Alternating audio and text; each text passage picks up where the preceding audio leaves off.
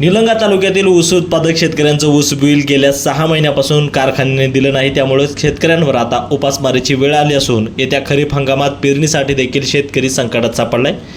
त्यामुळे शेतकऱ्यांची बिलं तात्काळ कारखान्याने अदा करावी या मागणीसाठी निलंगा उपजिल्हाधिकारी कार्यालयावर शेतकऱ्यांसह छावा संघटनेने मोर्चा काढत निवेदन दिले। येत्या 12 तारखेपर्यंत जर शेतकऱ्यांना बिलं अदा नाही झाली तर शेतकऱ्यांसह आत्मदहन करण्याचा इशारा देखील छावा संघटनेने दिलाय।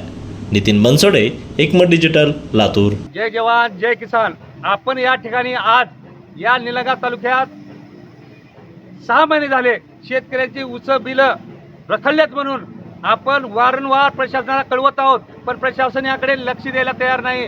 या ठिकाणी आंबुर्गा सहकारी कारखाना असेल, गोंद्री असेल किंवा 21 असेल, अशा पद्धतीने लोकमंगल असेल, 6 महिने झाले शेतकरी आज परेशानीत आहे।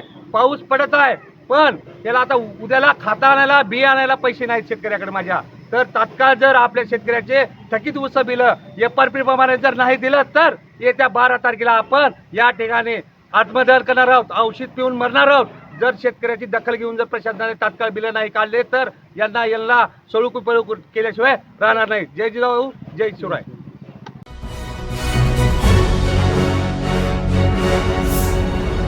Thanks for watching Ekmat Digital.